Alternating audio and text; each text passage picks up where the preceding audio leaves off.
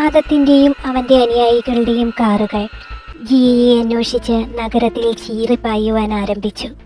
വിവരങ്ങൾ അറിഞ്ഞ ആര്യനും ഹാരിസും അവരുടേതായ രീതിയിലുള്ള അന്വേഷണങ്ങളും ആരംഭിച്ചു. വർഷങ്ങളായി ആൾ താമസമില്ലാത്ത കെട്ടിടങ്ങൾ, ഗോഡൌണുകൾ, തരിശു പ്രദേശങ്ങൾ, ശ്മശാനങ്ങൾ തുടങ്ങിയ മുംബൈ നഗരത്തിൽ ഒറ്റപ്പെട്ട് കിടക്കുന്ന പ്രദേശങ്ങളെല്ലാം ആര്യനും ഹാരിസും ആദവും പലയിടങ്ങളിലായി വേർതിരിഞ്ഞ അന്വേഷണങ്ങൾ നടത്തി. കൂടാതെ ആദത്തിന്റെ ഗാർഡ്സുകൾ അന്തേരിയിലെ ചേരികളിലും ആൾ താമസമില്ലാത്ത ഫ്ലാറ്റ്, വില്ല എന്നിവിടങ്ങളിലും അവരുടേതായ അന്വേഷണവും കാഴ്ചവെച്ചു. എന്നാൽ അവർക്കും ജിയെ പറ്റിയുള്ള വേണ്ടത്ര വിവരങ്ങൾ കണ്ടെത്താനായില്ല. അന്വേഷണങ്ങൾക്കിടയിൽ 1 മണിക്കൂർ കടന്നുപോയി.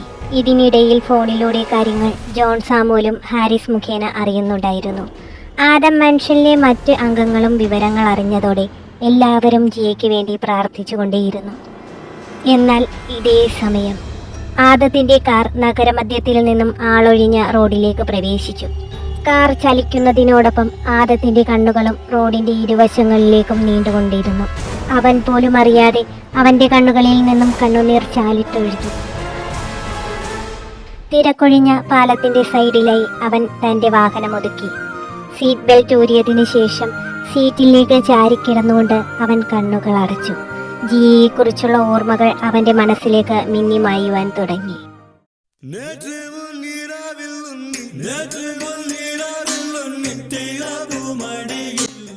എവിടെയാ പെണ്ണെ നീ? കയ്യെത്തും ദൂരത്തെത്തിയിട്ടും കണ്ടെത്താൻ കഴിയാത്ത അവസ്ഥയിലാണ് ഞാൻ.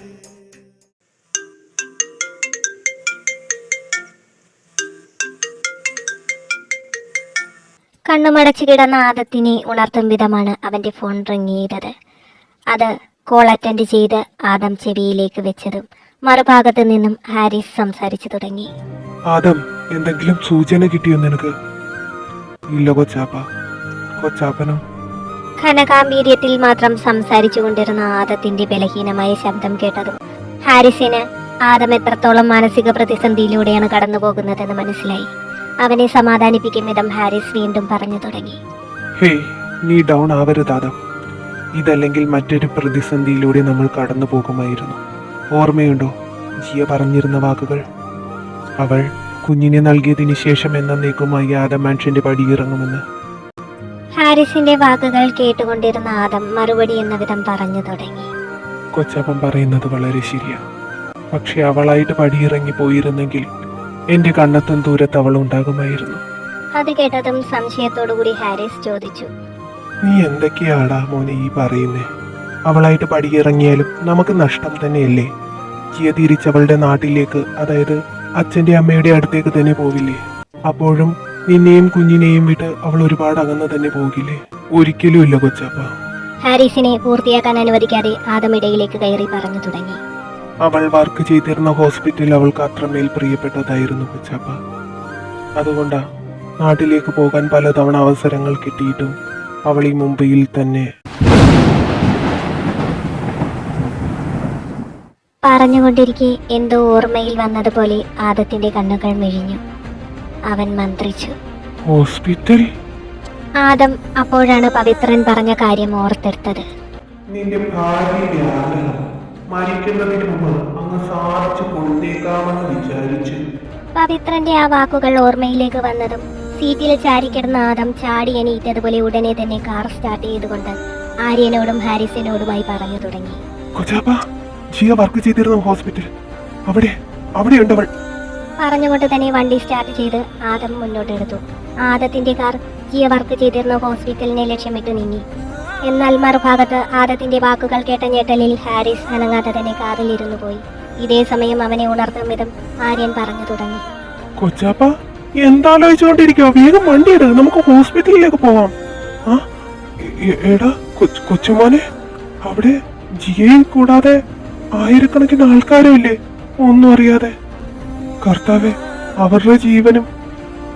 പെട്ടെന്ന് വണ്ടിയെടുക്കാം.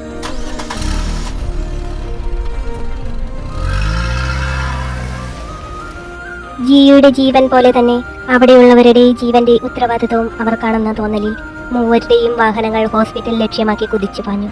നിമിഷങ്ങൾക്കുള്ളിൽ തന്നെ മൂവരുടെയും കാറുകൾ പലയിടത്തു നിന്നും പൊടിപടലങ്ങൾ പറത്തിക്കൊണ്ട് ഹോസ്പിറ്റലിന് മുന്നിൽ എത്തിച്ചേർന്നു.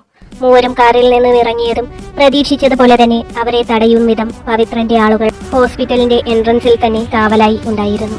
ആര്യനും ഹാരിസും തന്റെ ഷർട്ടിന്റെ സ്ലീവ് മടക്കിക്കൊണ്ട് അവർക്കു നേരെ കുതിക്കുവാൻ ശ്രമിക്കവെയാണ് ആദത്തിന്റെ ഗാർഡ്സുകളുടെ വാഹനങ്ങൾ അവിടെ വന്നു നിന്നത്.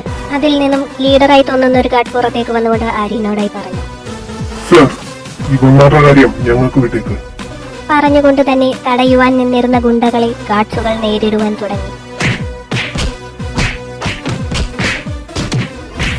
ഇതേ സമയം കൊണ്ട് തന്നെ ആദവും ആര്യനും ഹാരിസും ഹോസ്പിറ്റലിനുള്ളിലേക്ക് പ്രവേശിച്ചു.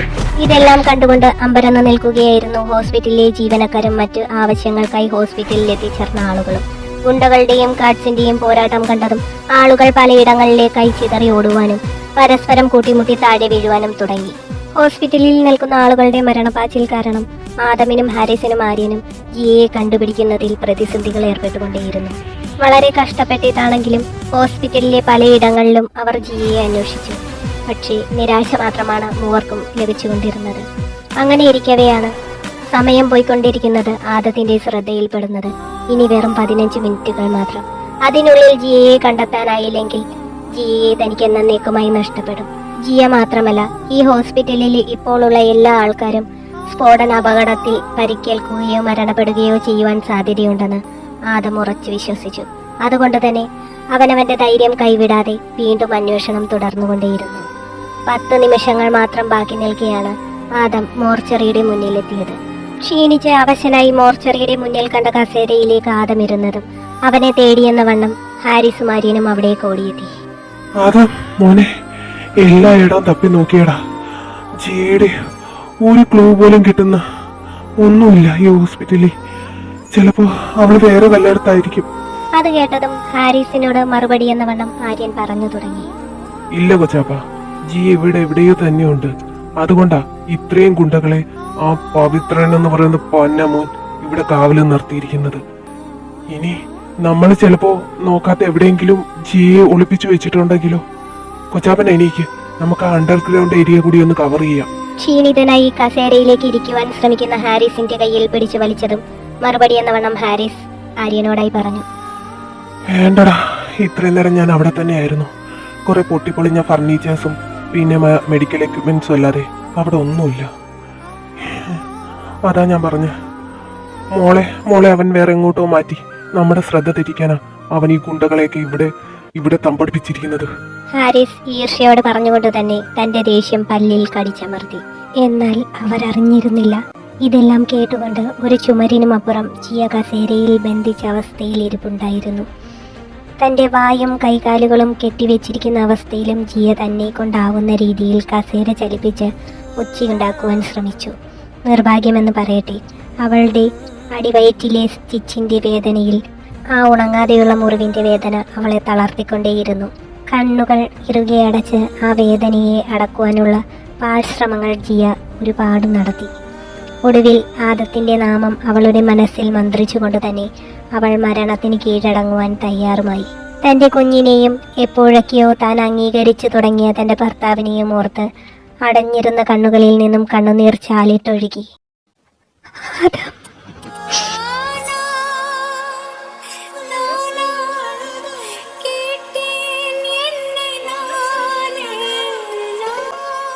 ആദം എന്ന നാമം ജിയ മനസ്സിൽ വിളിച്ചതാണെങ്കിലും പരാജയപ്പെട്ടവനെ പോലെ തല മോർച്ചറിയുടെ പുറംഭിത്തിയിൽ ചാരി ചേറിലിരിക്കുന്ന ആദത്തിന് അത് പൊടുന്നനെ തന്നെ അനുഭവപ്പെടുകയുണ്ടായി.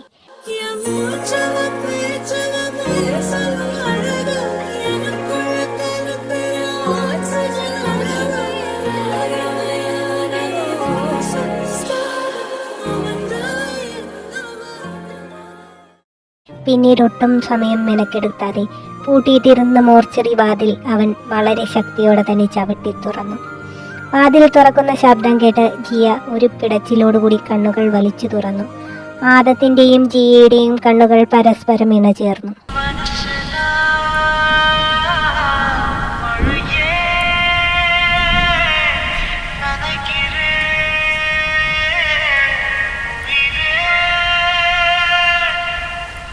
ഇതേ സമയം കൊണ്ട് തന്നെ ഒപ്പം മുറിയിലേക്ക് കയറി വന്നിരുന്ന ഹാരിസും ആര്യനും ജിയക്കരികിലേക്ക് ഓടിച്ചെന്നുകൊണ്ട് കസേരയിൽ വെച്ച് കെട്ടിയിരുന്ന ബോംബുമായി പുറത്തേക്ക് ഓടിക്കഴിഞ്ഞിരുന്നു. വെറും മിനിറ്റുകൾ മാത്രം ബാക്കി നിൽക്കെ ഹോസ്പിറ്റൽ കോറിഡോറിലൂടെ ഓടുന്ന വഴി തന്നെ ആര്യന്റെ കൈവശമിരുന്ന ബോംബ് ഹാരിസ് തന്റെ കയ്യിലേക്ക് ഏറ്റുവാങ്ങി. ഹാരിസിന്റെ ആ പ്രവൃത്തി ആര്യനെ ഒരു വേള അത്ഭുതപ്പെടുത്തിയെങ്കിലും ഒട്ടും പിൻവാങ്ങാതെ തന്നെ അവനും ഹാരിസിനൊപ്പം കുതിച്ചു. സെക്കൻഡുകൾ കൊണ്ട് തന്നെ ഹോസ്പിറ്റലിന് പുറത്തു വന്ന ഇരുവരും ആദ്യം കണ്ട ഗാർഡ്സിന്റെ കാറിലേക്ക് ചാടിക്കയറി. ആര്യ, നീ വരണ്ട. തൊട്ടപ്പുറത്ത് കാണുന്ന ശ്മശാനത്തിൽ ഞാനിത് കൊണ്ട് ഡിസ്പോസ് ചെയ്യാം. വെറുതെ ടൈം കളയണ്ട, നീ കേറണ്ട. എന്നാൽ ഹാരിസിന്റെ വാക്കുകൾക്ക് ഒട്ടും വില നൽകാത്ത രീതിയിൽ ആര്യൻ കാറിലേക്ക് ചാടിക്കയറിക്കൊണ്ട് പറഞ്ഞു, മരിക്കാനാണെങ്കിലും ജീവിക്കാനാണെങ്കിലും ഒരുമിച്ച്. വണ്ടി എടുക്കു കൊച്ചാപ്പ, സമയമില്ല കളയാൻ. ആര്യന്റെ വാക്കുകൾ കേട്ട ഹാരിസ് ഒരു ദീർഘനിശ്വാസം എടുത്ത ശേഷം ഒട്ടും സമയം കളയാതെ വണ്ടി സ്റ്റാർട്ട് ചെയ്ത് ഹോസ്പിറ്റൽ കോമ്പൗണ്ടിൽ നിന്നും കാർ അതീവ വേഗതയോടുകൂടി പുറത്തേക്ക്. എന്നാൽ മോർച്ചറിക്കുള്ളിൽ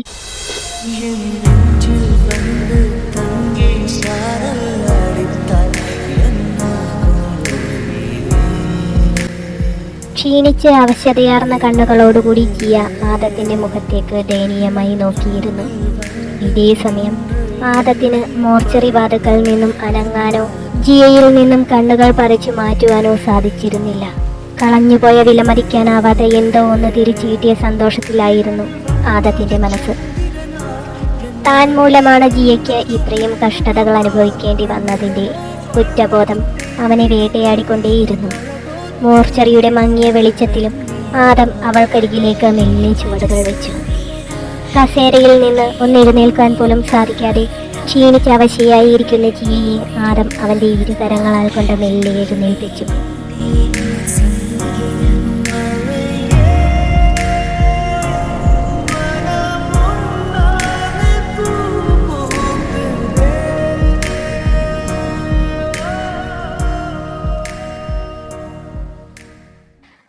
മാസങ്ങൾക്ക് ശേഷം ആദം മാൻഷനിൽ എല്ലാവരും തിരക്കിലാണ്. കാരണം ഇന്നാണ് ആര്യന്റെയും ആലീസിന്റെയും വിവാഹം. കല്യാണച്ചക്കൻ തന്റെ മുറിയിൽ ബോഡി ഗാർഡ്സിന്റെ സഹായത്തോടെ ഒരുക്കത്തിലാണ്. കണ്ണാടിക്ക് മുന്നിൽ നിൽക്കുന്ന ആര്യന്റെ ചുറ്റും നിൽക്കുന്ന 3 ബോഡി ഗാർഡ്സുകൾ മേക്കപ്പ് ചെയ്തു കൊടുക്കുകയും ബോഡി സ്പ്രേ അടിച്ചു കൊടുക്കുകയും മുടി ചീകി കൊടുക്കുകയും ചെയ്യുന്നുണ്ട്. എന്നാൽ മറ്റു 2 ബോഡി ഗാർഡ്സുകൾ ഗ്രൂം ഡ്രസ് അയൺ ചെയ്യുകയും ഷൂ പോളിഷ് ചെയ്യുകയും ചെയ്യുന്നത് കണ്ടുകൊണ്ടാണ് ഹാരിസ് ഫോണിൽ ആരോടോ സംസാരിച്ചുകൊണ്ട് അകത്തേക്ക് കയറി വരുന്നത്. ശബ്ദം കേട്ടിടത്തേക്ക് എല്ലാവരും ഒരുപോലെ തന്നെ തിരിഞ്ഞു നോക്കി. എന്താടാ, ഇതുവരെ കഴിഞ്ഞില്ലേ ഒരുക്കം? ടൈമായി വരുന്നു. ഗസ്റ്റിനെ എല്ലാം പള്ളിയിൽ കൊണ്ടുപോയി വിട്ടിട്ട് ഞാനിപ്പോ തിരിച്ചു വരുന്ന വഴിയാ. എന്നിട്ട് പോലും നീ ഒന്ന് ഒരുങ്ങി കഴിഞ്ഞില്ലേ ആര്യ? ഹാരിസിന്റെ ശകാരം കേട്ടതും പുച്ഛത്തോടു കൂടി ആര്യൻ ഹാരിസിന്റെ മുഖത്തേക്ക് നോക്കി പറഞ്ഞു. അത് ശരി, ഇപ്പൊ ഞാനൊരുങ്ങാത്തതായ കുഴപ്പം? ഈ ബ്രൈഡ് എന്ന് പറയുന്ന ഒരു സാധനം ഇപ്പൊ റൂമിലോട്ട് കയറി പോയതേ ഉള്ളൂ. മേക്കപ്പ് പോയിട്ട് ഡ്രസ്സ് പോലും ഇട്ട് കാണത്തില്ല. കൊച്ചാപ്പൻ ആദ്യമേ ചെന്ന് അവളെ ഒന്ന് പറപ്പിക്കുക. അവൾ ഇറങ്ങിയിട്ട് ഞാൻ മെല്ലെ ഇറങ്ങാം. അത് കേട്ടതും ഹാരിസിന്റെ കണ്ണുകൾ മെലിഞ്ഞു പുറത്തേക്ക് വരുന്നത് പോലെയായി. കർത്താവേ, അപ്പൊ ഇതുവരെ അവൾ ഒരുങ്ങിയില്ലേ? മിന്നുകെട്ടിന് സമയമായി വരുന്നു.